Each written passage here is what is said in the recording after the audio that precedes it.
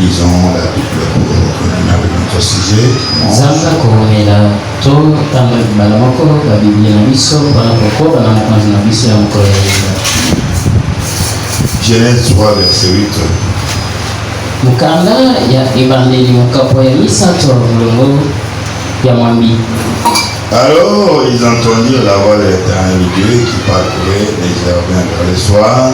Yango bayokaki mbongo ya yewe nzambe oyo ezalaki kotambola na kati ya elanga na pokwa. Et l'homme et sa femme se cachèrent loin de la face de l'Éternel. Mobali na mwasi na ye batamaki to musika na elongi ya Yawe.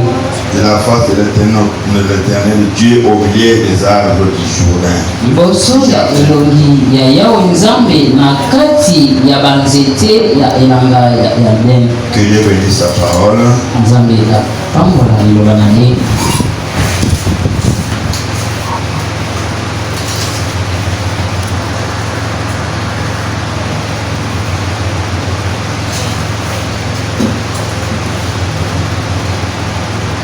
J'ajoute une deuxième écriture. Hako bakisema ya mibale. Allons dans Genèse au chapitre 24. Tokele na mukanda ya evangeli wana mukapo ya tulibale na mile. Abraham était vieux avancé en âge et l'Éternel avait béni Abraham en toutes choses. Abraham azalaki mubangi asilaki kokola na mibu pe Yawe nzambe apambolaki Abraham na biloko nyonso. Abraham dit à son serviteur le plus ancien de sa maison, l'intendant de tous ses biens. Abraham ayebisaki mosali na ye ya ndako na ye oyo ya mokolo koleka bato nyonso ya mpaka na kati ya bato nyonso oyo azalaki kotala biloko na ye. Mais je te prie et ta main sur ma cuisse. Tia na kobonela yo tia loboko na yo na se ya mapende na ngai. Et je te ferai jurer par l'Éternel, le Dieu du ciel et le Dieu de la terre. Pe nakolapisaka yo na Yawe nzambe ya lola pe nzambe ya mabele. De ne pas prendre pour mon fils une femme parmi les filles des Cananéens ou bien desquels j'habite. Okende kozwila mwana na ngai mwasi kati na bato ya Kanana te ata na kati ya mboka oyo nazali kofanda te. Mais d'aller dans mon pays et dans ma patrie prendre une femme pour mon fils Isaac. Kasi okende na mboka oyo ya ngai okende kozwila mwana na ngai Isaac mwasi. Le serviteur répondit, peut-être la femme ne voudra-t-elle pas me suivre dans ce pays-ci? Muzali wana ayanolaki ye mbala mosusu mwasi wana akolinga koyana ngai tokola na ngai na mboka oyo te. Devrais-je mener ton fils dans le pays d'où tu es sorti? Nakoki komema mwana na yo na mboka oyo yo esika omimeli. Abraham lui dit, garde-toi d'y mener mon fils. Abraham ayebisaki ye kosala bongo te po okende na mwana na ngai. L'Éternel, le Dieu du ciel qui m'a fait sortir de la maison de mon père et de ma patrie, qui m'a parlé et qui m'a tiré en disant, Yawe nzambe oyo Yawe nzambe ya lola oyo abimisi ngai na ndako ya tata na ngai pe na etuka na ngai pe alobeli ngai ayebisi ngai na kolobaka eti je donnerai ce pays à ta postérité. Nakopesaka mboka oyo na bakitani na yo. Lui-même enverra son ange devant toi. Ye moko akotindaka mwanzi na ye liboso na yo. Et c'est de là que tu prendras une femme pour mon fils. Pe wana nde okobalelaka mwana na ngai mwasi. Si la femme ne veut pas te suivre, tu seras dégagé de ce serment que je te fais faire. Soki mwasi wana aboyi kolanda yo koyana yo awa wana yo kozala na likambo te na banda yi o na lapisi yo. Seulement tu n'emmèneras pas mon fils. Kasi kaka te ukokendaka na mwana na ngai. Le serviteur mit sa main sous la couche d'Abraham, sur la couche d'Abraham, son serviteur, et lui dira d'observer ce soir. Wana musali wana achaki loboko na ye na se ya mpele ya mokonzi na ye Abraham pe alapaki na kolobaka ete na kosala. Les serviteurs prit chameau parmi les chameaux de son seigneur. Musali wana azwaki bapunda zomi kati na bapunda ya mokonzi na ye. Et il partit ayant à sa disposition tous les biens de son Seigneur. Pe akendaki kozalaka na biloko nyonso ya mokonzi na ye. Et alla à Mésopotamie, à la ville de Nakor.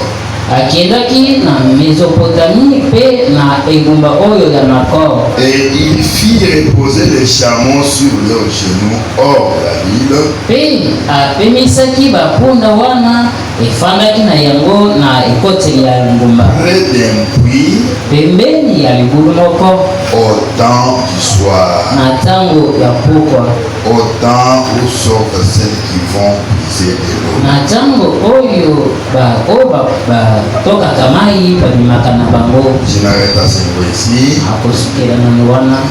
L'essentiel est déjà trouvé, c'était de faire voir l'heure à laquelle Eliezer était arrivé au puits. Ya mutuye esili kozwama ezalaki ya kotalisa bino mbongakani Eliezer akomaki na libulu wana. Nous parlons sur les temps du soir. Ozali kolobela likolo ya tango ya pokwa. Nous avons commencé le dimanche. Tobandaki mokolo ya yenga. Nous avons parlé de comment Dieu venait chaque soir communier avec sa première église. Tolobaki ndenge nini Nzambe azalaki koya na pokwa nyonso kosalaka bomoko na eklezia na ye. C'était au temps du soir. Ezalaki na tango ya pokwa. Et puis nous avons ajouté Pe tobakisaki que c'est toujours au temps du soir où l'agneau pascal avait été immolé. ete ezali kaka na tango ya pokwa nde mwana mpate ya pasaka basilaki kokata yango mutu Pour que les enfants d'Israël sortent de l'Égypte. po bana Israele babima na mboka ya Egypte.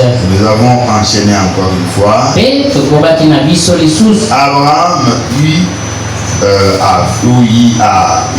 a eu l'alliance avec Dieu au temps du soir. Abraham azwaki boyokani na Nzambe na tango ya pokwa. Nous sommes dans Genèse 15. Tozali na mokanda ya ebandeli zomi na mitano. Lorsque Dieu lui avait demandé de prendre une génisse et l'égorger au temps du soir. Tango Nzambe asengaki ye po akoka kozwa mwana mpate moko ya elenge po akati yango mutu na tango ya pokwa. Et même Elohim, Abraham l'avait rencontré toujours au temps du soir dans les après-midi. Ata Elohim Abraham akutanaki naye na tango ya pokwa na sima ya zanga. Chose que William Aloma l'a dit. Yangonde William Alongo na makoloba. Et nous nous sommes arrêtés au niveau d'Eliezer. Asitotelemelaki na esika ya Eliezer. Eliezer, qui comme la Bible vient de le déclarer, était le plus ancien des serviteurs d'Abraham. Eliezer lokola Biblia euti koloba yango azalaki mpaka kati na basali ya Abraham. C'était un serviteur fidèle.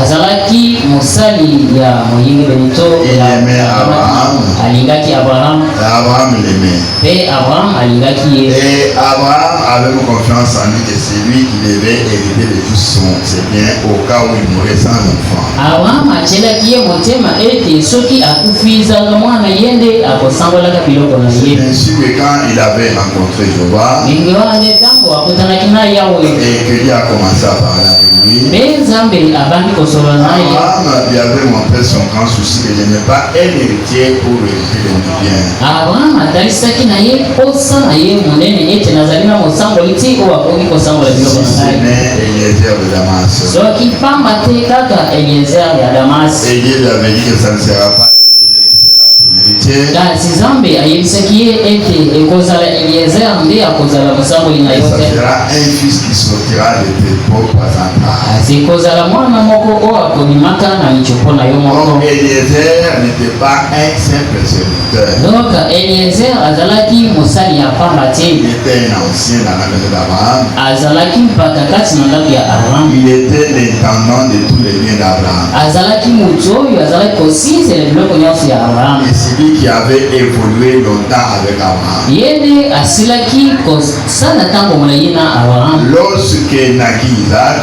Ntango Isaac abotamaki c'était sous ses yeux. ezalaki na miso na ye. Jusqu'à ce que Isaac a pris de l'âge. Kino Isaac akolaki na ye. Maintenant, le temps de marier Isaac arriva. Sikoyo ntango ya Isaac ekomaki le temps de marier Jacob et Isaac. Tango Jacob et Isaac komaki. Alors Abraham avait jugé bon d'envoyer son serviteur dans sa patrie.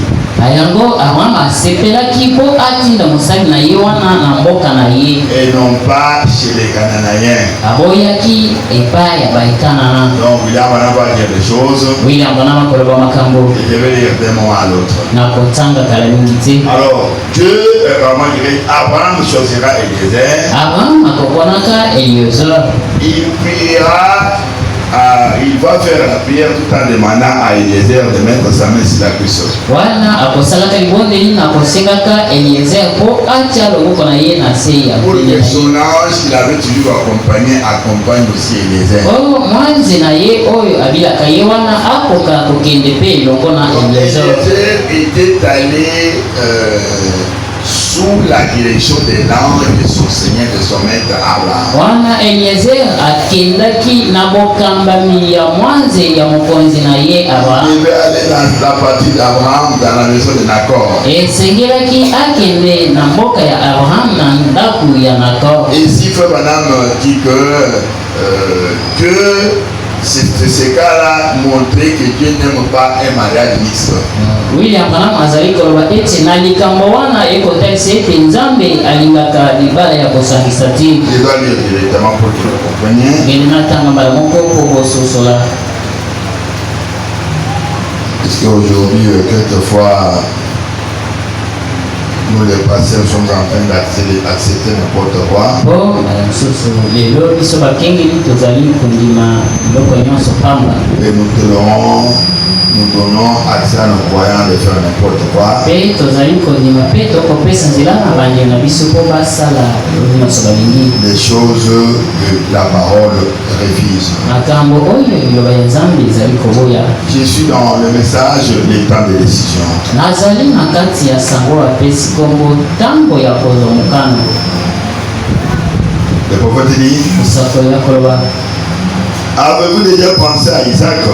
Aussi bokanisa na tina ya Isaac. Quand Isaïe et Jacob se sont présentés devant ces puissants prophètes du Seigneur assis là, Tango Isaïe na Jacob bamitaisaki liboso ya mokonzi wana ya nguya devant ces puissants prophètes du Seigneur assis là, liboso ya mosakoli ya Nzambe ya nguya wana oyo afandaki kuna physiquement aveugle, wana azalaki komona te. et cette fois-là il était spirituellement aveugle. Kasi na tango wana azalaki komona te solo. Et Jacob avait mis une peau de mouton au cou et avait porté le manteau d'Ésaïe. Kasi Jacob asilaki kotia baposo ya nyama na kingo pe asilaki kolata na ye baposo ya Isaïe Afin d'exhaler l'odeur des champs. po akoka kolomba solo ya bilanga. Et son père, ses mains, les prophètes posés sur son fils, a été spirituellement ingénieur. Pe tata na ye atiaki maboko likolo na ye oyo azalaki komona te, kasi akambamaki na libunga par son fils, na mwana na ye bien qu'il fît un prophète. atako azalaki mosakoli. Comment Élie, un puissant homme de Dieu, lolenge kani Élie, oui. lolenge kani Eli mosakoli ya Nzambe ya nguya. Quand la femme sénamite a accouru en pleurant, Tango mwasi musulama akimaki na kolelaka, Élie savait qu'elle avait un problème. Eli ayebaki ete azalaki na likambo Et il a dit, pe alobi Dieu me l'a caché. Nzambe abombeli ngai yango. Ainsi, Na yango il est accordé à tout homme le temps de prendre une décision. pesami na motu nyonso ngonga ya kozwa mokano, Il soit prédicateur, prophète, membre de l'église, azala mosakoli motei enama ya ekelezia ou que sais-je encore d'autres. atako nini mosusu nayebi te. Il doit prendre une décision. Esengeli azwa mokano. Et ce temps-là arriva et Abraham était déterminé à ne pas laisser son fils épouser une incroyante. Pe tango wana ekomaki pe Abraham azwaki mokano ya kotika mwana na ye te akende kobala motu oyo azalaki bazali kondima te. Ce serait une bonne décision pour les chrétiens d'aujourd'hui. Ekosala mokano ya malamu mpona bakristo ya lelo. Ceux qui sont fils et filles d'Abraham, oyo bazali bana ya mibali na ya basi ya de prendre la même décision pour leurs enfants. ya kozwa mpe mokano ya bongo mpona bana na bango. Amen, Église.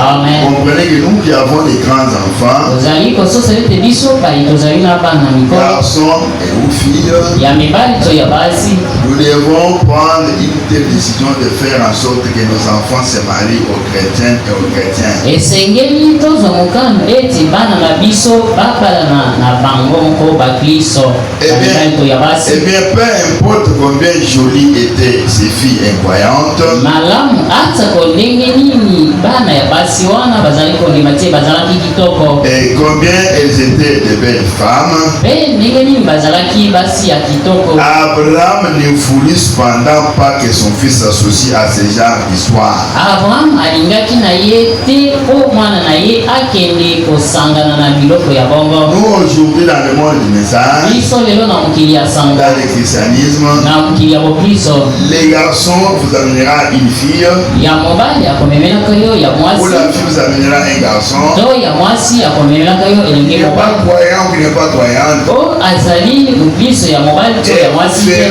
vous fera des commentaires sur le garçon, sur la fille, mpe akolobaka mingi likolo ya mobali to ya mwasi afin de vous dissuader ou de vous persuader pour que vous puissiez laisser faire ces choses. o akoka kolonga yo okoka kotika makambo wana esalema Non, te. nous comme parents, biso lokola baboti, si je tire à vos oreilles, awa nazali kobenga matoi na bino, parents comme vous, responsables comme vous, wana moboti lokola bino, moto amema mokumba lokola bino, veillons beaucoup au mariage de nos enfants. tokoka kosinzela mingi na mabala ya bana na biso, Sinon, pamba te c'est vous qui regretterez.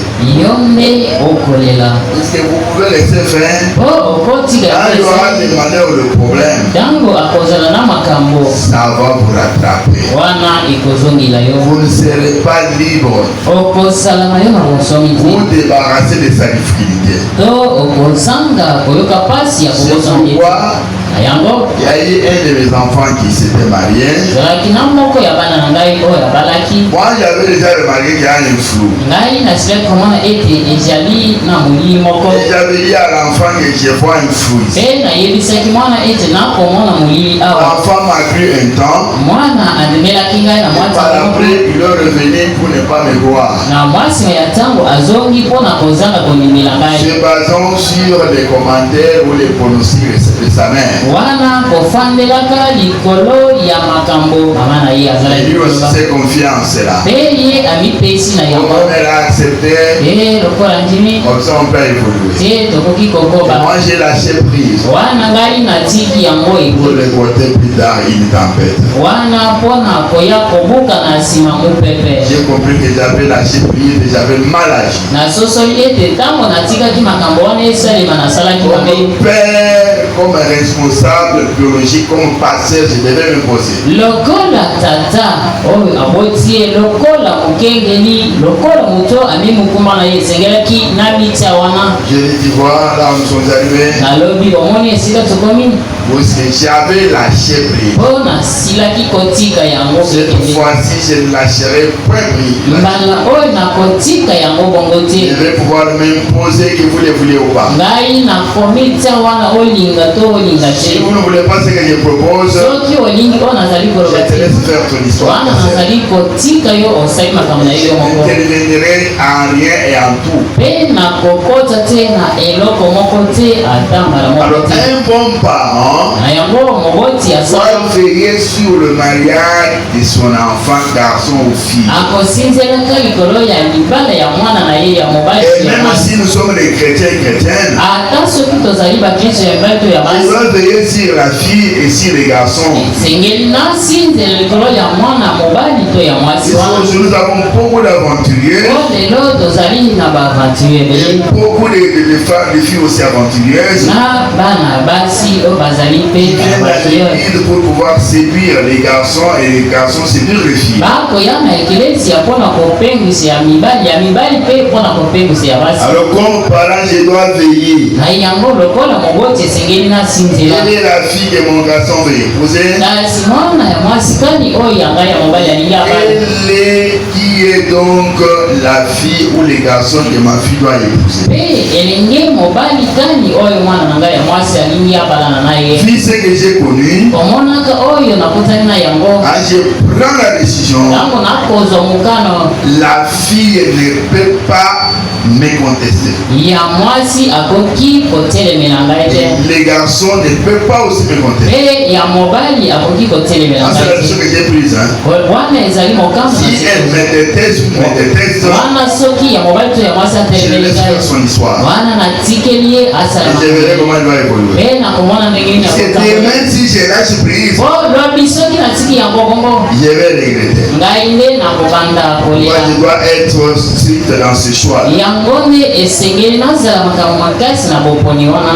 On m'avait amené dernièrement une fille. basilaki komemela ngai mwana mwasi moko mikolo miboti koleka. C'était dommage. ezalaki pasi. La fille vient, mwana mwasi ayei et moi j'étais assis. ngai nafandaki.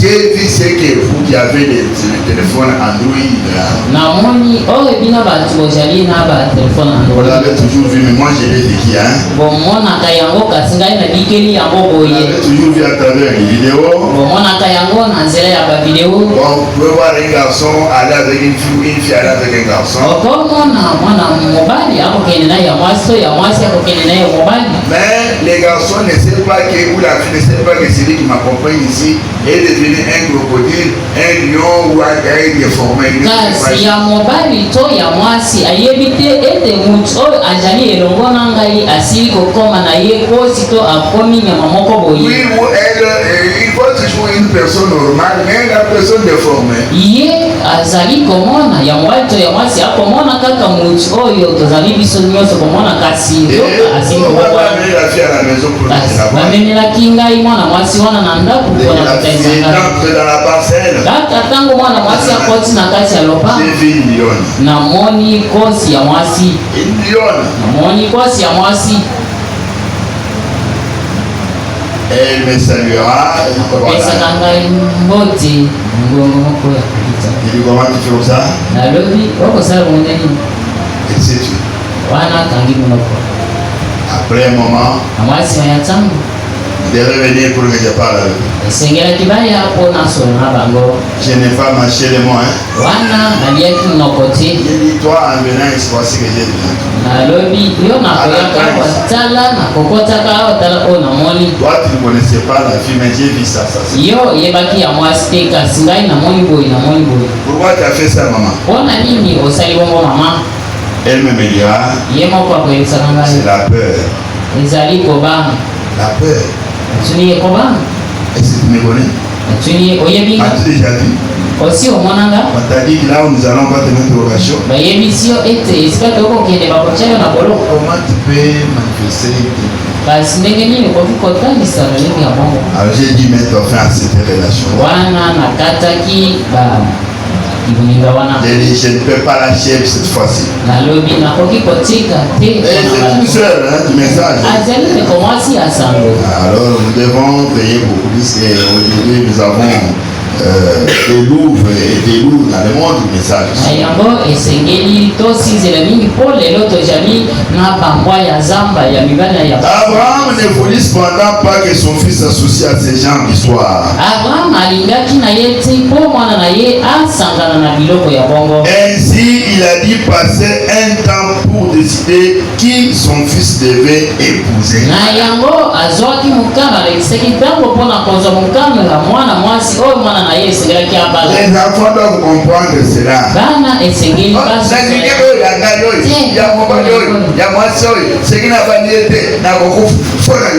kufwa. Je dois dire un mot dans ce choix. esengeli kai mpe naloba liloba wana. Ce n'est pas plus que tu fais les caprices que je dois lâcher. ezali te mpo olobi na kokufa mpe ngai mpe natiki mbala moko. Il a dit passer un temps pour décider que son fils devait épouser. Et alors il arriva un temps où il devait prendre la décision si l'homme a envoyé pour choisir cette épouse pour Isaac.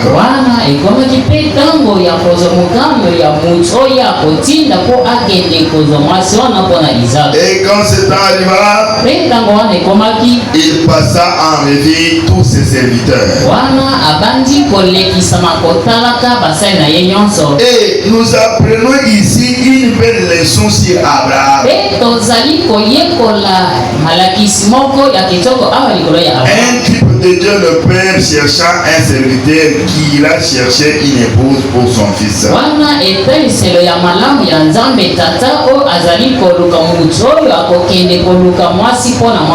C'est ce que le Père fait aujourd'hui.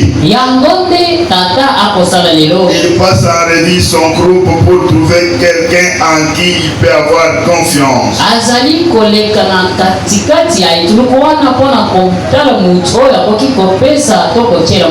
Quelqu'un qui portera le message qu'il envoie à l'épouse. Eliezer déjà avait un message à porter à l'épouse. Et Dieu cherche un serviteur à qui il peut confier un message à porter à l'épouse.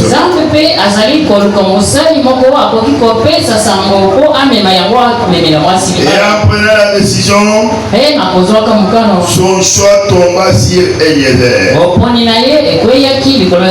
Car il avait trouvé en Eliezer un serviteur digne de confiance.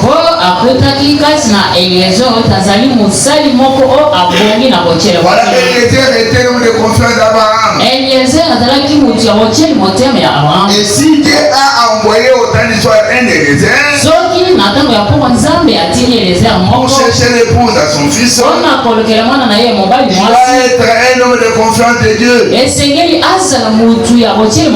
Voilà pourquoi on ne doit pas minimiser le prophète là. C'était un homme de confiance de Dieu. Écoutez William Aromana. Il dit il avait été loyal. Serviteur Eliezer était loyal. Fidèle. Juste. Voilà les caractéristiques qu'avait Eliezer. Ce n'était pas n'importe qui à qui Abraham devait confier une telle mission. Et dans ce temps de la fin, au temps du soir, quand Dieu a envoyé son homme pour chercher l'épouse à son fils, c'est un homme loyal, un homme correct, un homme intègre. William Marion Branham, c'était un homme correct,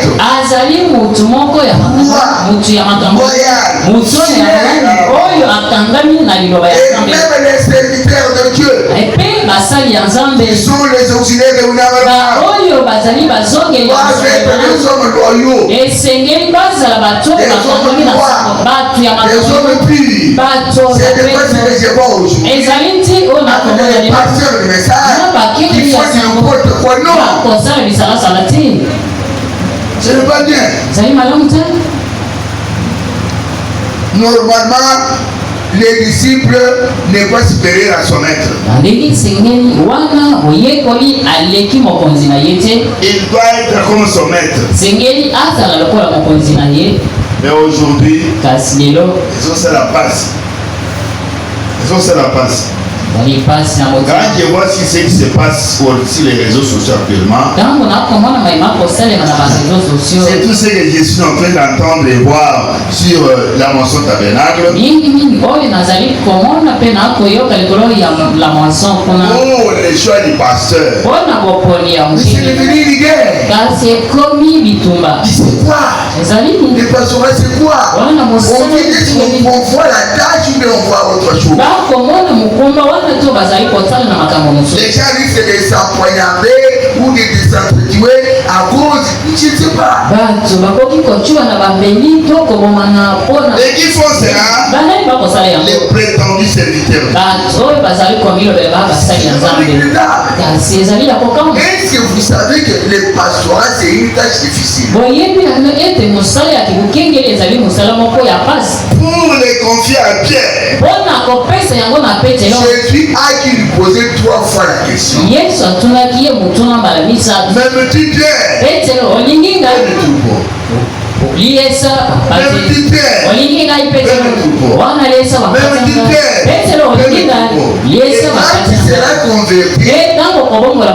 Fortifie tes frères. C'est pas une tâche que les gens aujourd'hui voient comme si c'est vraiment une affaire d'argent. Non.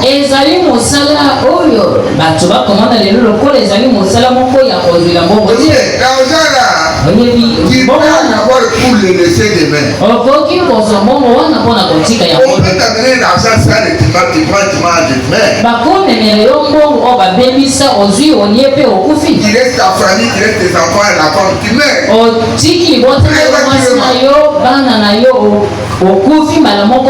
Mais le pastorat c'est amener les âmes à la renaissance au baptême du Saint-Esprit.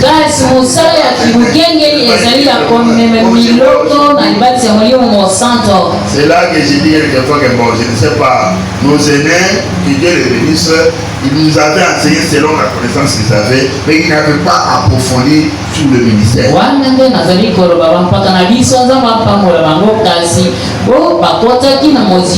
Nous avons grandi. Quand moi je suis grandi, mes enfants, il n'y avait pas de téléphone Android. Nous avons grandi à notre époque, il n'y avait pas de téléphone. Il y avait les phonies ici. Mais aujourd'hui, nous avons les Android et les enfants manquent cela plus que nous-mêmes. Qu'est-ce que je veux dire par là? Nos aînés étaient là, ils ont enseigné selon ce qu'ils avaient enseigné.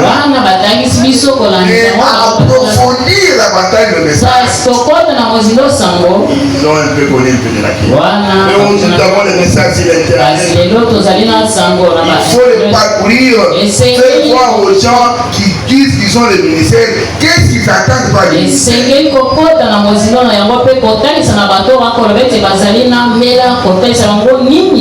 Qu'est-ce que vous attendez par le ministère? Et c'est quoi quand tu veux devenir pasteur? C'est quelle tâche que tu veux prendre? Ne dis pas seulement les dîmes et les offrandes ou les honneurs pastoraux. Et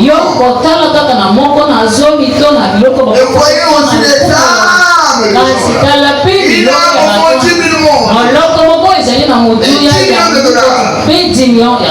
Tu veux jouer avec cela? Je vais être un pasteur en utilisant des manières voilà, qui les voient. On ne saurait pas ce que tu es.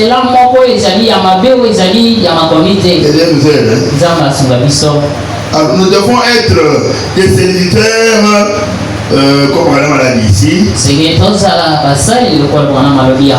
le répète, sur les caractéristiques qu'il a citées ici.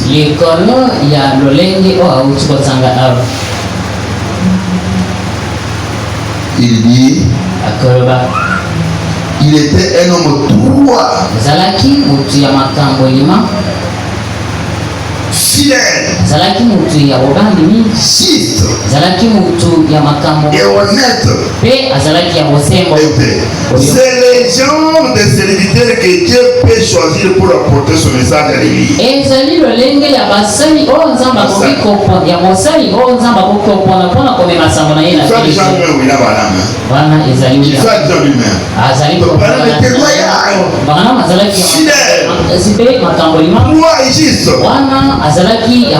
Pour nous apporter ce message. C'était pas un aventurier. Celui qui a été confirmé comme étant juste. Vous rappelez-vous ma prédication de la fois passée ici sur le choix ou plutôt sur le placement des fils. Comment il était d'abord éprouvé et après il était adopté dans la famille ou placé dans sa position. Oui,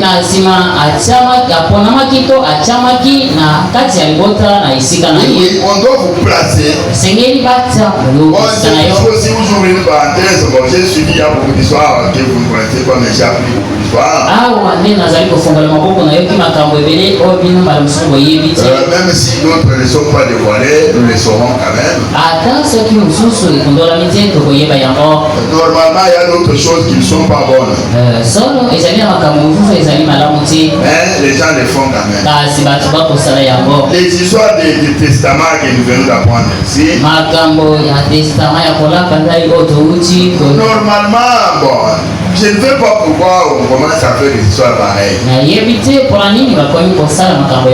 Si l'amour vous surprenait comme il avait surpris William Branham. Que ferait donc Branham Tabernacle? Dès que Branham est mort subitement, évidemment, Neville était devenu le pasteur. Il y avait le pasteur titulaire et le pasteur associé. Quand il y a déjà des pasteurs, donc vous établissez le pasteur et le pasteur associé. Dès que le titulaire meurt, automatiquement l'associé monte, il devient le titulaire. C'est passé au Branham Tabernacle. Mais le système de testament ici, je n'ai pas trouvé sa place dans le monde du message. Il n'y a pas une citation pour me dire que bon, si le pasteur meurt, il doit laisser un testament. Je n'ai pas vu ça dans la Bible.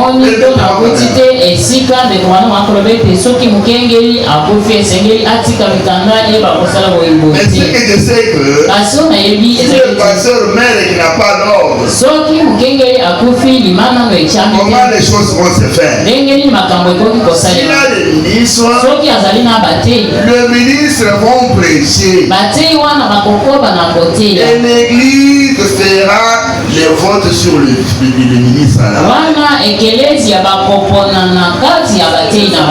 Ça, il n'y a pas question de faire le testament de cacher attendant ma mort pour qu'on vienne dévoiler cela. Moi, je ne vois. C'est de la politique.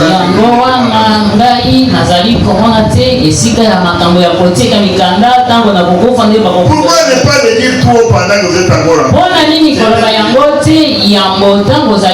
vous avez peur de l'église?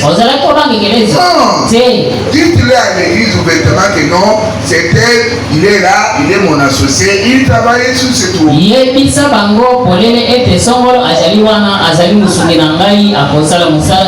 C'est là que je vous ai toujours dit que je suis en train de vous gérer ici.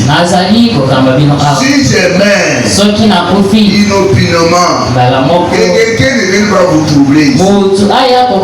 Prenez le message de Branham. Quelqu'un peut venir de la politique ici, placer son homme ici. Moi, j'ai appris beaucoup d'histoire. Les pasteurs se font des passes.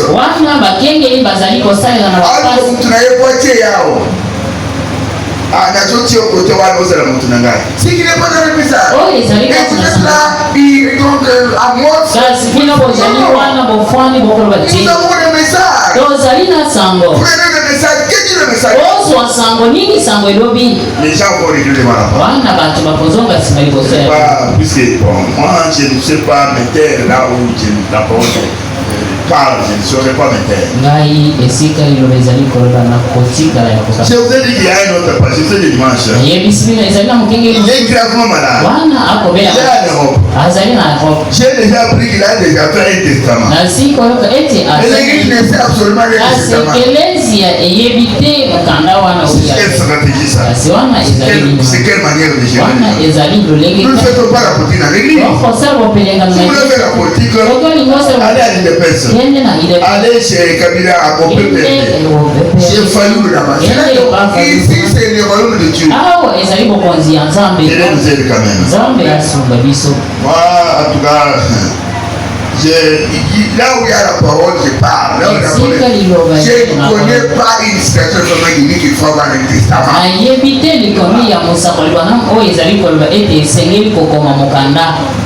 Et il faut le découvrir après la mort. Ça, moi je peux le faire dans ma famille. J'ai mes enfants. Dans ma famille, c'est mon bien privé. C'est pas mon bien privé. C'est le royaume de Dieu. C'est la parole de Dieu qui doit régir l'église.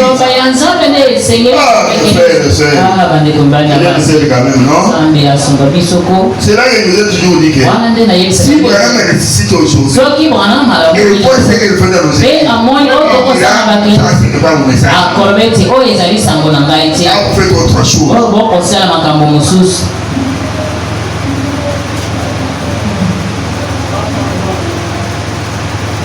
Alléluia, toujours été contre. Je ne suis pas contre Dieu, je dois être franc.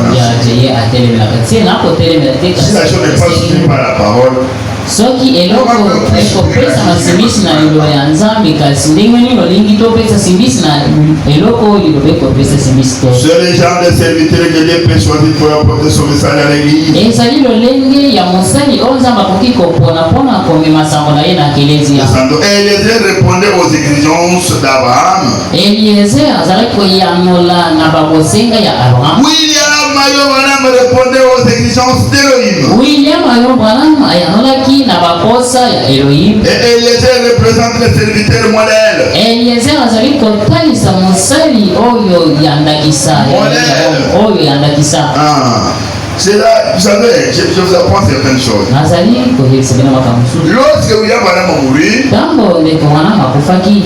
Neville devint le pasteur de Branham Tabernacle. Neville akomaki mukengeli ya mwana mgongo. Il a commencé à œuvrer. Un mois après, selon une brochure que j'ai, écrite par l'un des enfants de William Branham, un mois après, Mère était au fond. Vous savez que Mère n'était pas morte le même jour avec son mari. Elle était pressée par le ferraille. Mais Billy Paul, quand il est sur sa voiture, il a dit à son père, maman est bloquée par les ferrailles. Le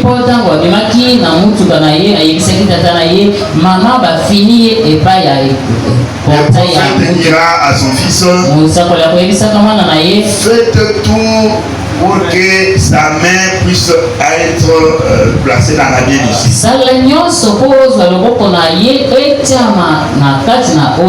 C'est ce que fit Billy Paul. Mon prophète fit une prière. Il a fait dérailler, a fait décanter les ferrailles. Et la chair était sortie là. Ne donnez pas pour la personne qui en a, c'est pour quelqu'un d'autre. Et pendant qu'il fait la prière pour la vie de Dieu, lui-même est poussé par les ferrailles. C'est le sorti. Et lui-même était bloqué. Pour être dégagé, il a fallu 2 heures. Et quand il mourit, mais le restant. Un mois après, au fond, regarde le message. Regarde le tabernacle.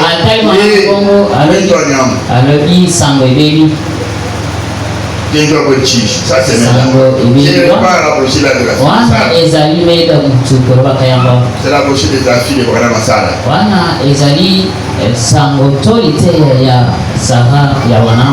Et il y a eu des problèmes. Neville est mort des problèmes. Neville akufaki na makambo. qui lui ont été causés par la famille de Branham.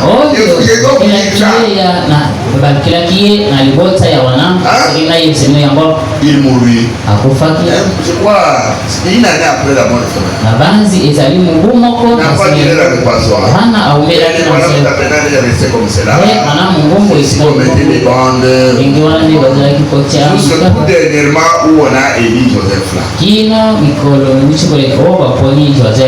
Alors c'est comme cela que sont les choses.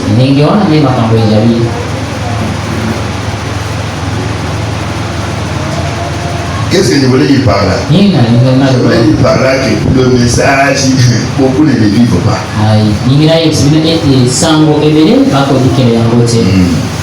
Les Branham étaient des modèles qui vivaient son propre message. Et s'il est ressuscité aujourd'hui,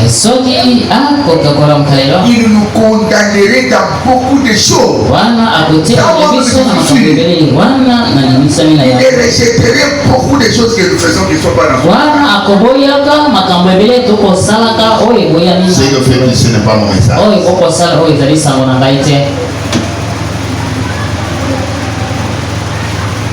Eliezer représente le serviteur modèle. Eliezer azali ndakisa ya musali ya ndakisa.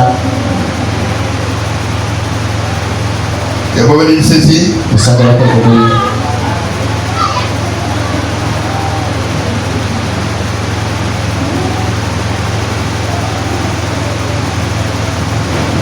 Mais il y en a qui attendront jusqu'à ce que Dieu les envoie, les serviteurs de Dieu. Le serviteur modèle fera cela. Et remarquez bien, quand il est parti, il est allé uniquement là où il avait été envoyé. Pas juste quelque part ici parce qu'il y avait plus d'argent ou quelque part là-bas. Non. Pour parce qu'il y a de plus grandes foules. Il alla exactement là où il était envoyé. Vous voyez un peu cette histoire ici quelquefois, laissez-moi vous dire. Lorsque j'avais commencé cette église, il y a un frère qui m'avait proposé ceci. Passez rouge. Quand vous avez le ministère fort, je souhaite que nous plantions l'église à côté de l'assemblée de terre. Pour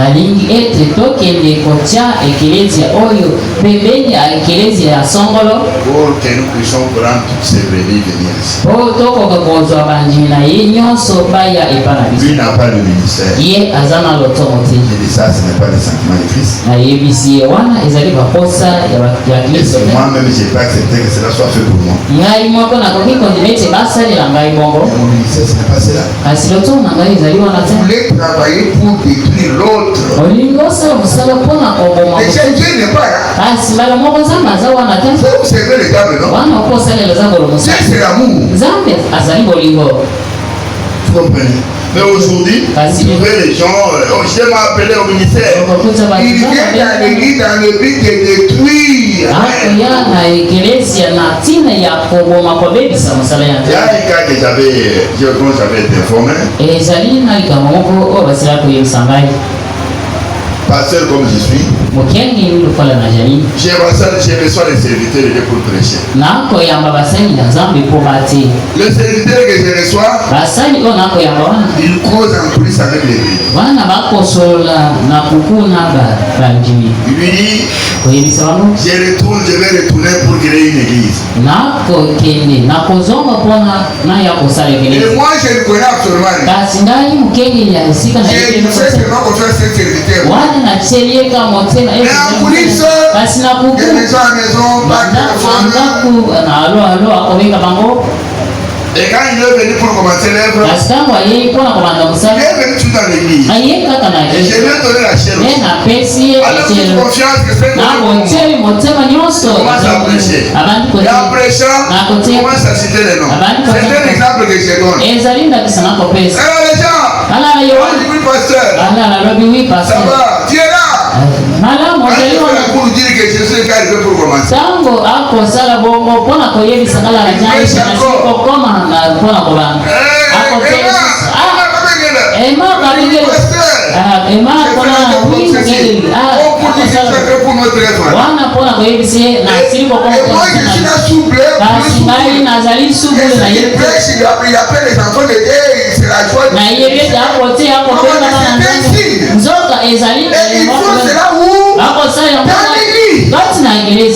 Et demain, il se rencontre quelque part. On dit que Dieu est toujours dans ça. Ça, moi, je suis pasteur. J'ai vu la personne concernée. La chose que j'ai appris ici. C'est vrai ou faux? Il y a d'autres monde qui vont vous dire. Vous voulez dire que c'est ça le ministère. Donc, oui, nous quand le bal nous dit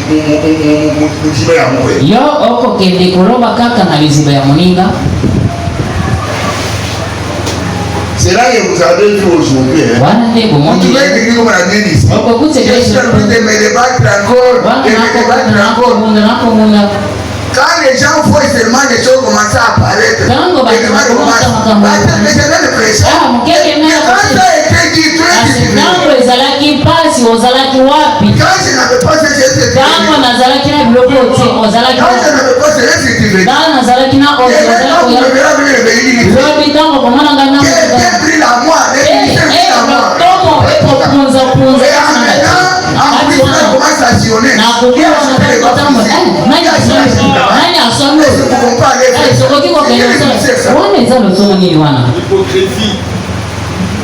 et ça passe, papa. Et où dans le message de Frère Branham? Il y a des églises ici. Il y a des églises qui essaient de savoir les privés des gens. Il y a des privés. Il est église. Qui est aussi au d'autres. Il rassemble les gens de santé.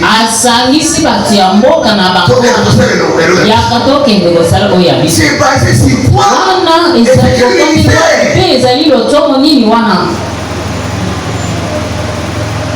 Vraiment, passe vraiment.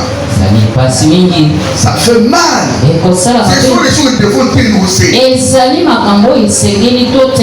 On ne peut pas cacher ou cajoler cela. Non, c'est mal.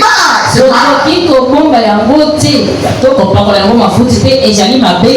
Vous trouvez une brebis d'autrui. Il y a quelqu'un qui été dit par les pasteurs.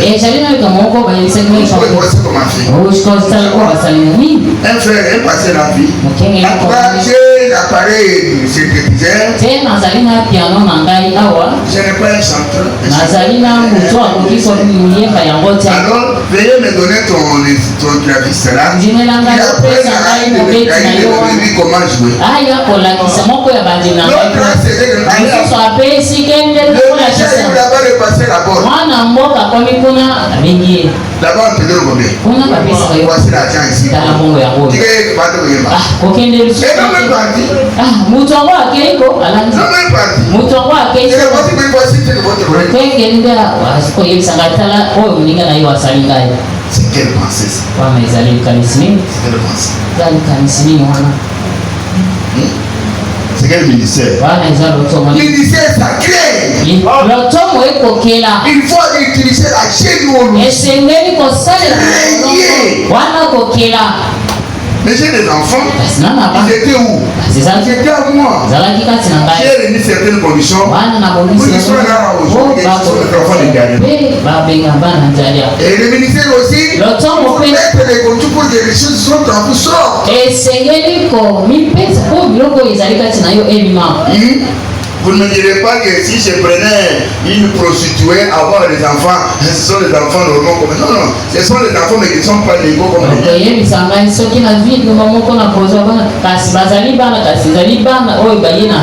C'est des enfants locaux venus par des mariages sacrés. Contrairement aux enfants reçus par d'autres voies qui ne sont pas légales.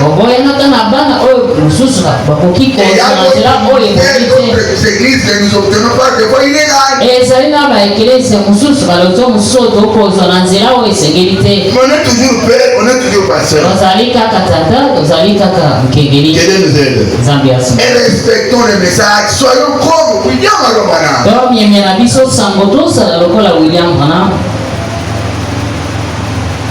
Et remarquez bien, quand il est parti, il est allé uniquement là où il avait été envoyé. Pas pour diviser des matériels, de l'argent, non. D'ailleurs, il faut même dire dans le message, question réponse numéro 1, du 12 janvier.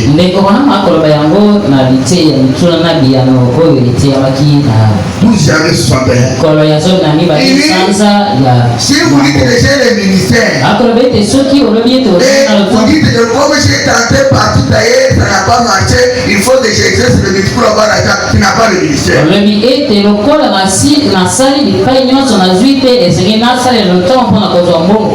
C'est pas le ministère ça. Aujourd'hui, Dieu cherche les hommes qui ne se déplacent que quand l'esprit se déplace.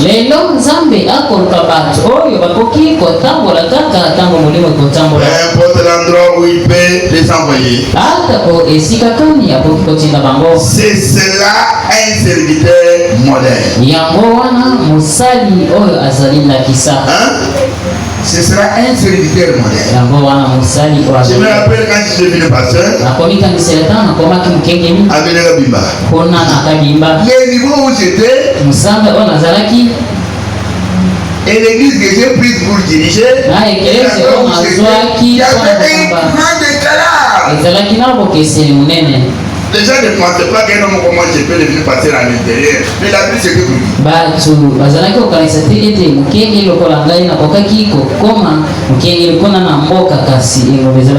C'était pour les gens comme nous. J'acceptais cela. On ne peut pas le servir. William, on continue. Peu importe l'endroit où il peut les envoyer, ce sera un serviteur modèle. Et non seulement cela, mais il arriva à sa destination. Là où ces messages devaient être délivrés. Il ne s'est jamais vanté.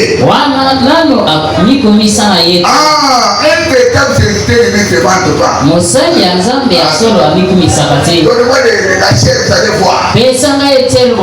Les ministères violent.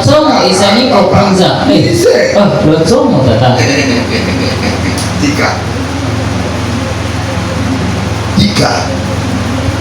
On a bien des ministères. Il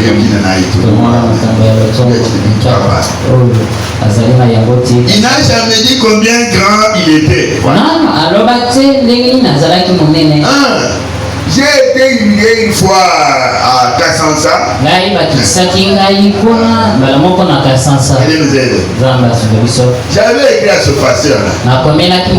C'était un pasteur dont j'entendais parler par le pasteur de ce côté-là, qui connaissait beaucoup le message, il prêchait bien le message.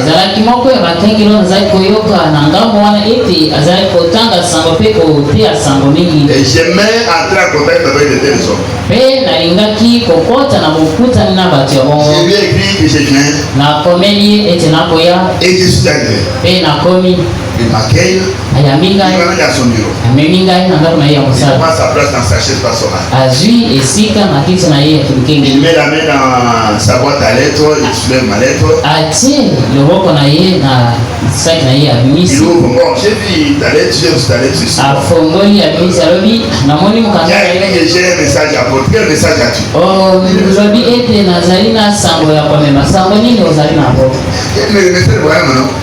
C'est quoi tu vas prêcher? Et si j'ai déjà prêché le Fils de l'homme, tu vas parler sur quoi ici? Avec des mains oreilles. Comment tu regardes toujours comme ça? Et pourquoi vous avez parlé sur le Fils de l'homme? Comme ça, je vais parler même un petit message que j'ai sur la sanctification. Ah oui. Ça, les autres points ici déjà parlé. Vous l'avez jamais vu les histoires. La ministère. Moi je le regarde sur mon ça. Bon ça va, je reviens qu'on ne prépare pour vous, je reviens. Il arrive à la maison, on m'amène à l'outil. Bon alors avant de sortir, bon comme ça. Voici ma bibliothèque. Bibliothèque si vous avez à lire la bibliothèque ici. Ça va passer. Mais veuillez venir demain du grand matin. Avant que je prenne la chair. Ah, je vais t'attendre. À 6h, il vient. Là, moi, je vais déjà réveiller. C'est bon, vous êtes venu bien sûr l'homme de Dieu. J'ai besoin de quelques brochures à lire pour la prédication de j'avais l'habitude de marcher avec un répertoire de brochures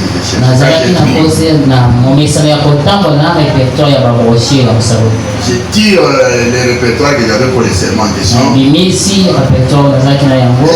Comment trouver ces brochures dans nous entrons dans la bibliothèque. Elle est devenue aussi. Bibliothèque est comme une bibliothèque est aussi. Bibliothèque est comme une je me regarde. Moi, mais il faut ça là, on va aller loin. Il me devait dire, non?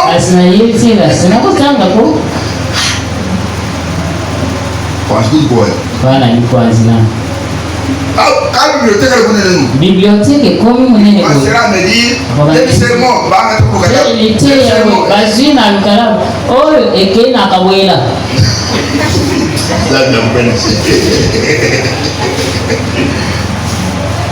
l'épée qui était là, je les ai vus.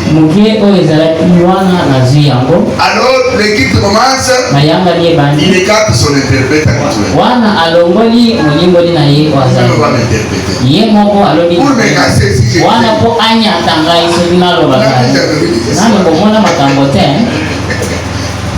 et je commence à prêcher. Quand je commence à prêcher, il a compris à moi une profondeur. Il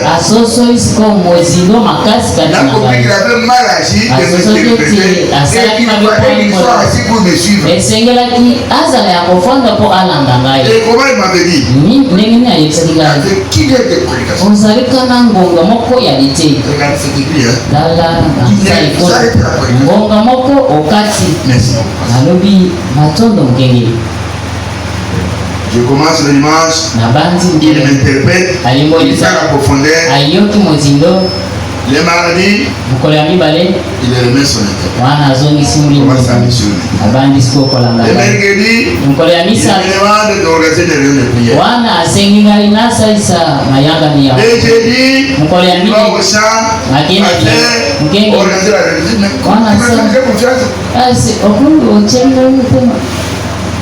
Et je le fais une action terrible du dimanche. C'était mon dernier jour. Je devais faire ça. Alors, on dimanche, jeudi, samedi, dimanche. Et dimanche, j'ai fait tomber sa gloire à venir. Je devais parler sur courir sans un message. Et quand j'ai commencé à parler, faire monter l'église, 50 minutes, nous sommes là les soeurs avec l'église. 55 minutes, j'ai prêché les gars là. L'église est dans les états, dans les sphères.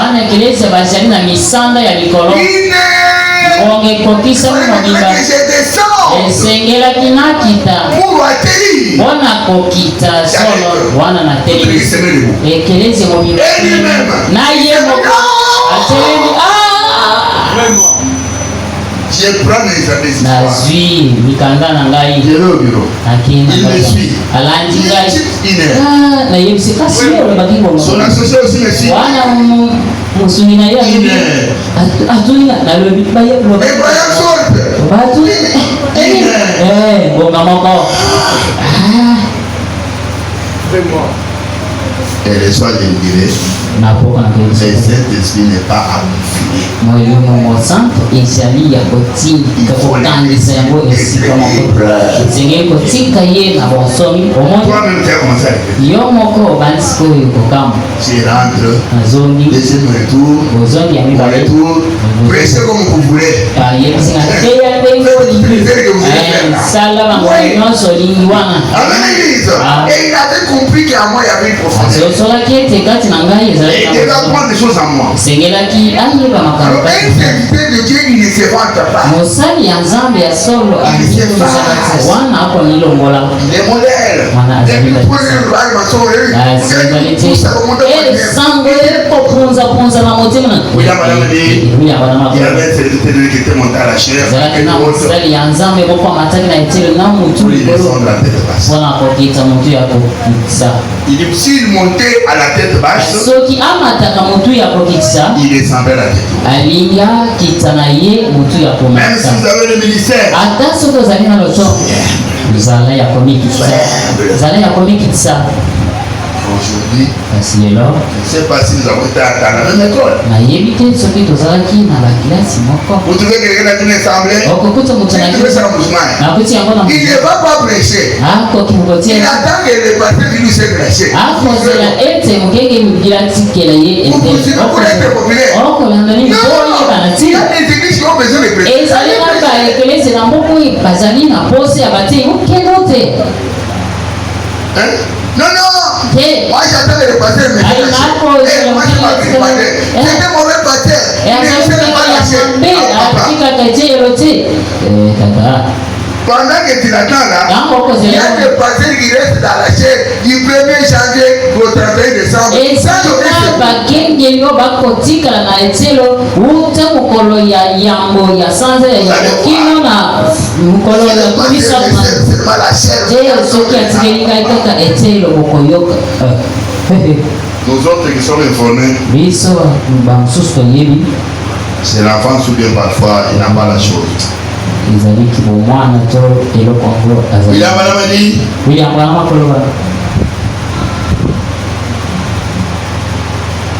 il ne s'est jamais vanté, ye amikomisaka te il n'a jamais dit combien il était grand, ye nano aloba te ndenge nini azalaki ni combien monene grand était ses réunions, to ndenge nini mayake na ye ezalaki ya ni minene combien grand était quoi que ce soit qui les concernait. to ndenge nini ezalaki monene eloko nyonso ekokaki Il n'était ni vantard ni orgueilleux, ye azalaki komikomisa te azalaki ata ya lolendo mais il te ne parlait que de son maître azalaki kolobaka na ntina ya mokonzi na et ye de la richesse de son maître. mpe ya bozwi ya mokonzi na ye Disant que son maître avait un fils qui hériterait de tout, kolobaka ete mokonzi na ye azalaki na mwana oyo akosangolaka nyonso qui hériterait de tout ce que le maître avait. oyo akosangolaka nyonso oyo mokonzi Quel azalaki beau tableau d'un vrai serviteur de Dieu. wana tablo nini ya kitoko ya mosali ya solo ya nzambe Toute son attention est portée sur le maître. wana makanisi na ye nyonso ezali likolo ya mokonzi Il parle aux gens, azali koyebisa bato non de lui-même, na ntina na ye mais moko du te maître et du fils. kasi azali kolobela bango na ntina ya mokonzi mpe ya mwana Voilà un véritable serviteur de Dieu. tala mosali ya solo ya nzambe ezali te oyo omoni oyo omoni kristo oyo Est-ce que vous avez besoin de ça? biso toza na posa Nous wana n'avons pas besoin de votre vêtement. tozali na pose ya ata ya basapati tozali na pose pese biso Il ne faut pas venir pour voir vos vêtements. ayei mpona komona bilamba na yo te Et dit que ce dernier héritera de tout. Il passe tellement de temps à parler du maître et du fils qu'il n'a pas de temps. Qui n'a pas de temps pour se vanter ou vanter son grand système. Ou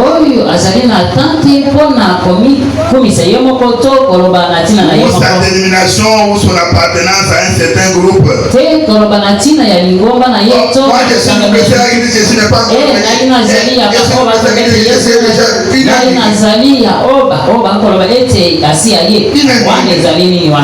ça veut dire refusé une invitation. Même passer le fini. Bruce, tu écoutes vous,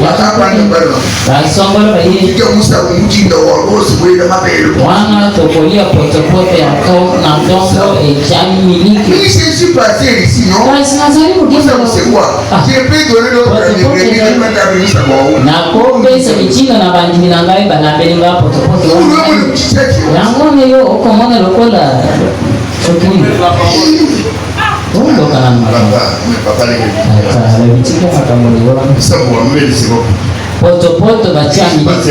C'est là où vous me même. Quand je suis pasteur, je dis mais t'es trop suivi. Ah, je crois que j'ai touché à mon Seigneur. Et moi de tout ce que les autres ont. Si ça dit de faire tes chefs, je suis ton serviteur. Tu es le chef du personnel.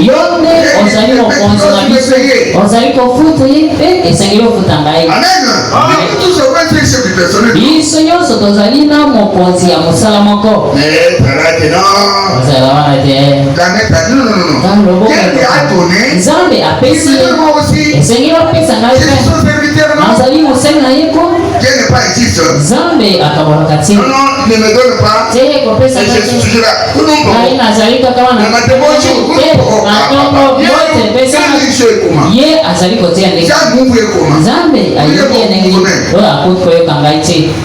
Il y a un homme qui n'est pas ainsi, c'est Dieu. Si vous êtes dans sa voix, vous ne pouvez jamais là.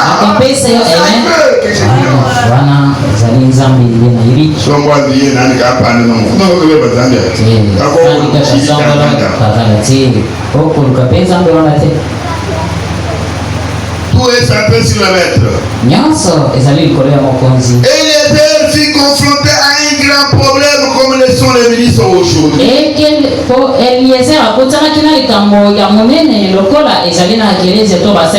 Il y avait beaucoup de femmes qu'il pouvait choisir. Et les choix devaient être rapides.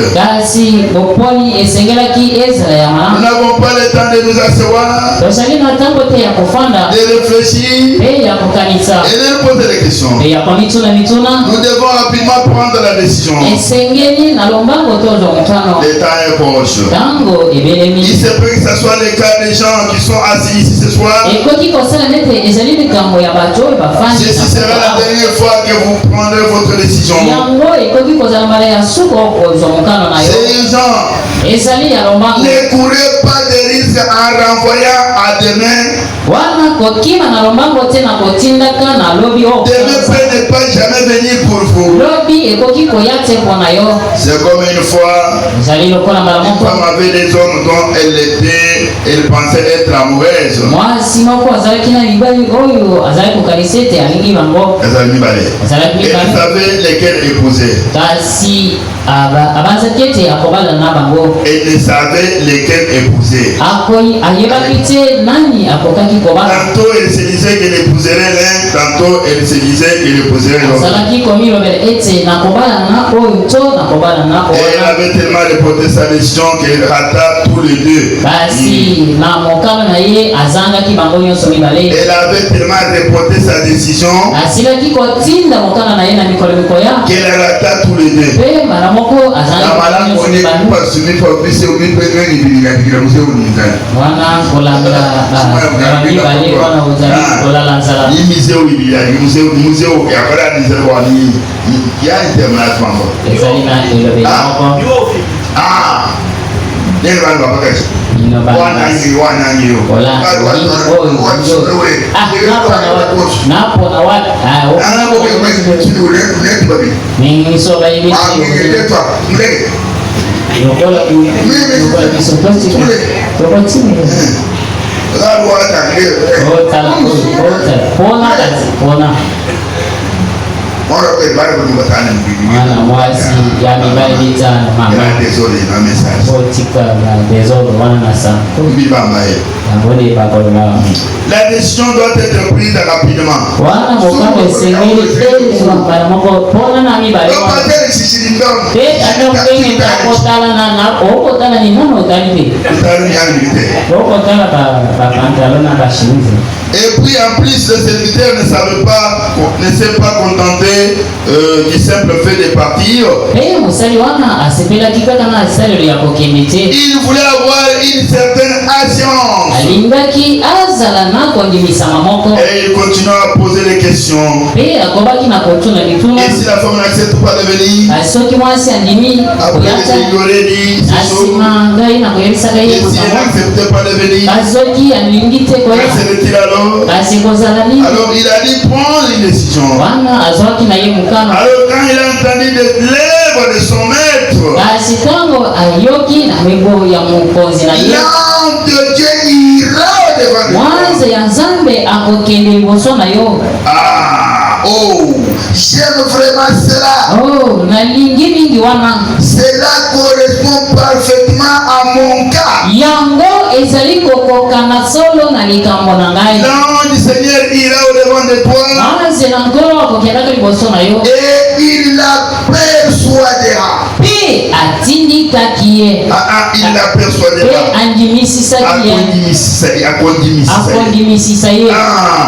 Dieu a envoyé son ange avec son messager. Dieu fait cela. Vous savez, c'est ainsi qu'il agit. Il a envoyé Daniel. Il a envoyé l'autre. Et il a envoyé un ange avec eux. Ainsi chaque fois, il fait la même chose.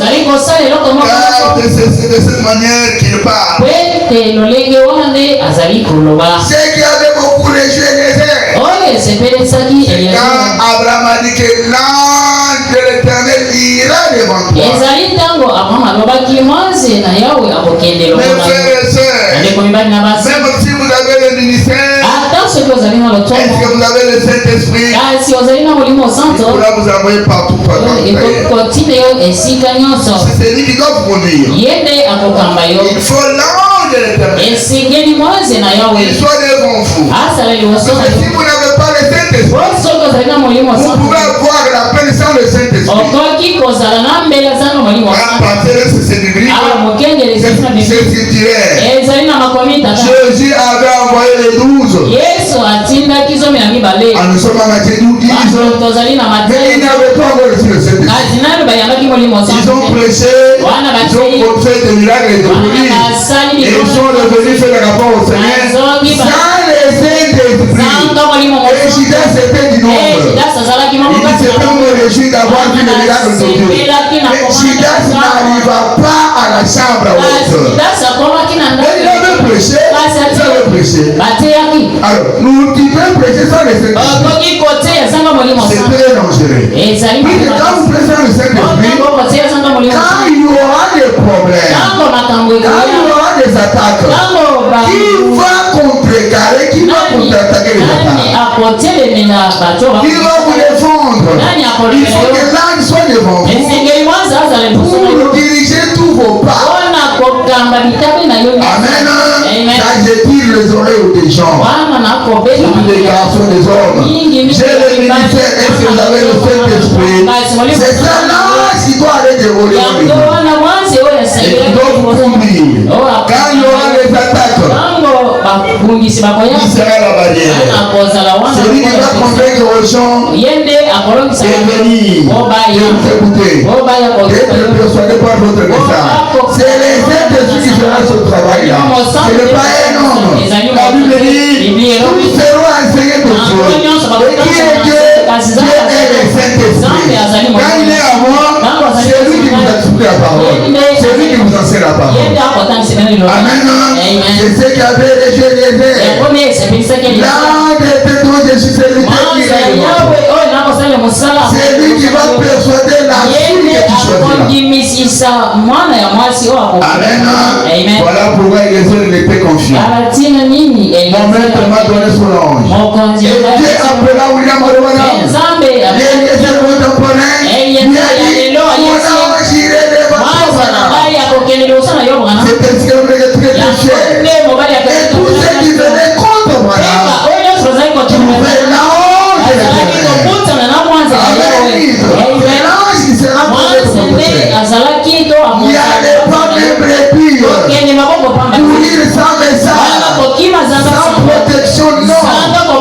Le travail divin, si vous n'avez pas les aides de Dieu, vous pouvez se bouger.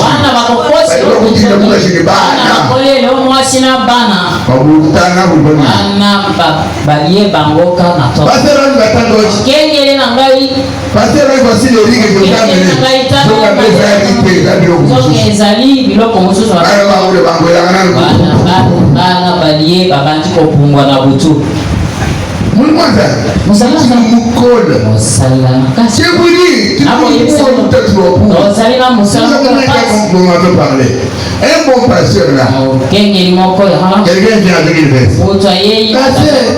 Je vous aime beaucoup. Le don de la veste. Merci beaucoup. Il porte la veste. Je suis addicté là. Le pasteur commence à pousser. Mais le pasteur commence. Il était bon. Il est passé avec toi. Allez, l'autre la boîte.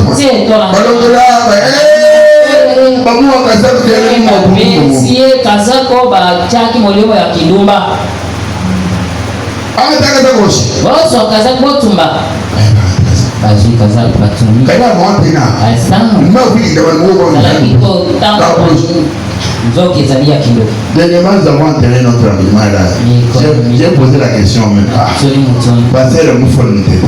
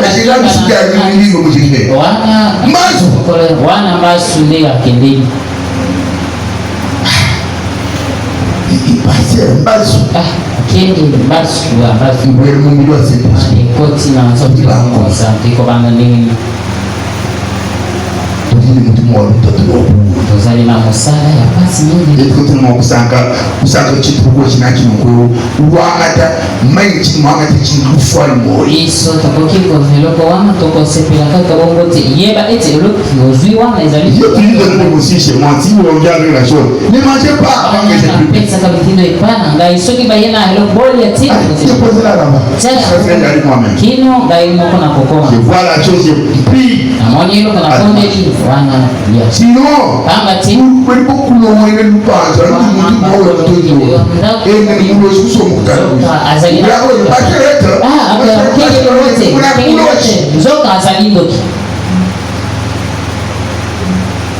C'est un travail délicat.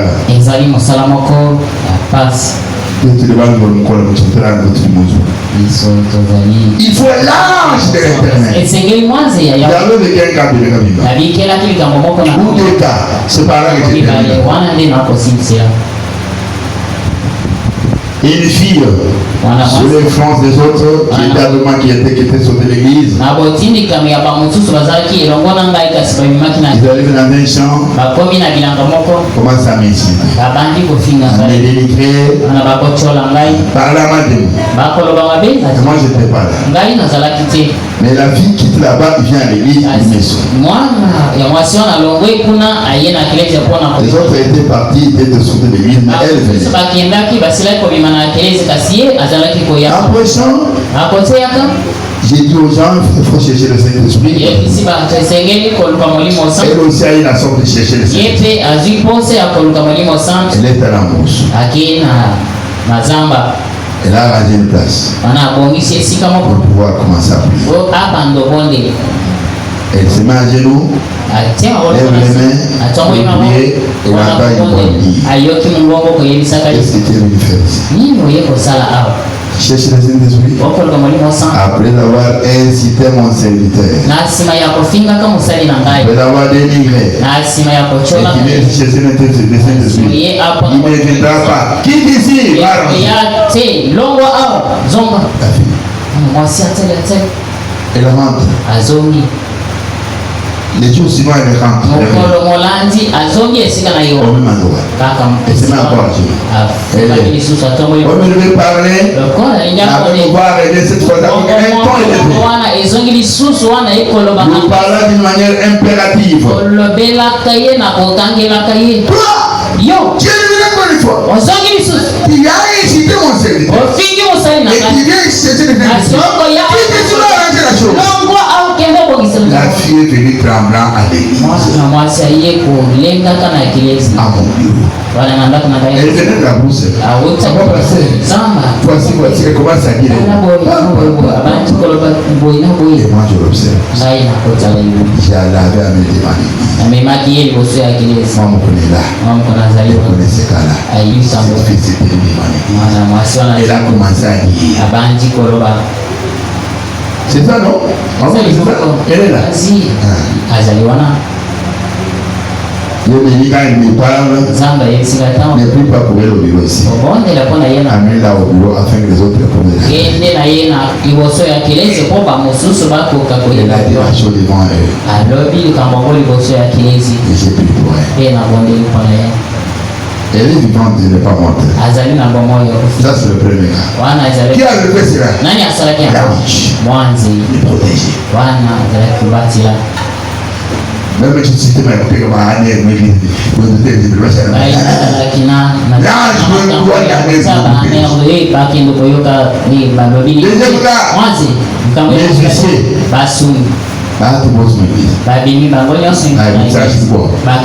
à 6 km là où j'étais.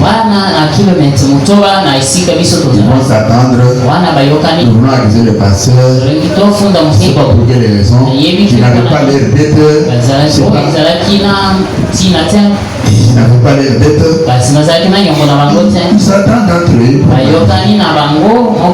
Là où ils allaient prier là. Il y a quelqu'un qui se là où j'étais. Un dimanche là, elle me fait du sol. Pour toi, vous venez de venir Kabimba. Vous êtes concerté. Vous allez quitter mon serviteur. C'est mon serviteur. C'est moi qui l'ai placé là-bas. Osez de l'acquiser. Osez de l'acquiser. Vous allez voir ce que je fais là-bas. C'est moi-même qui l'ai placé là-bas. D'ailleurs, c'est moi-même qui avait prévu, qui avait fait que les troubles aient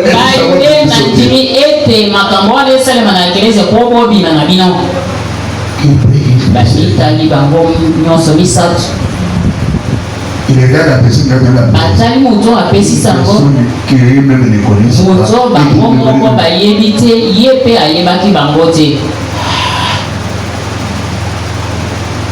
ils sont rentrés là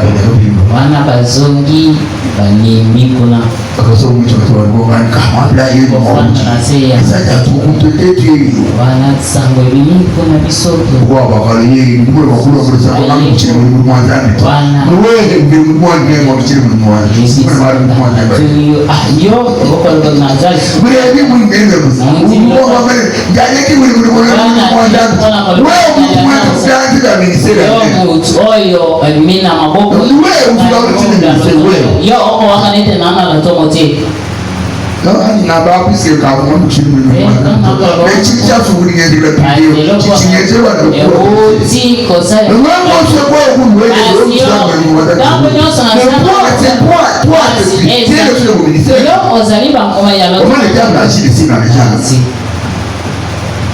Alors vous comprenez? Là, je te dis quand il est avec toi, il peut vous protéger. J'étais le deux pareils cousin. Cousin a voulu me se touche. Il sait que l'ange m'intercepte. L'ange m'intercepte. Il ouvre les voies. Les brebis qui n'étaient pas les miennes, les autres églises, passer là avec le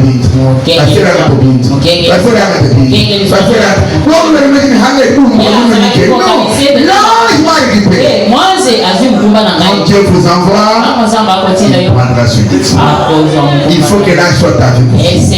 Si vous êtes un serviteur de Dieu, Dieu doit veiller sur vous. C'est là que je vous ai toujours dit. Depuis que j'ai commencé le ministère jusqu'à aujourd'hui, je n'ai jamais voulu être dépendant de telle personne. Pourquoi? Je suis celui qui m'a appelé au ministère. C'est lui qui me conduit. Il m'a envoyé, c'est toi qui m'as appelé. Et qui m'a placé ici. Et qui pour moi. Si l'organisation t'envoie, l'organisation prendra soin de toi. Si Dieu t'envoie, Dieu prendra soin de toi. Il avait pris soin de Daniel. Il avait pris soin de certains personnages. Il avait pris soin d'Eliezer. C'est Dieu qui l'a envoyé. Et vous aussi, si Dieu vous envoie dans une affaire, lui ne prendra soin. Si vous voulez épouser cette femme, malgré les difficultés, il va ouvrir toutes les voies. Vous allez aboutir au mariage. Que Dieu vous bénisse. Mettez-vous debout. Nous allons continuer les églises.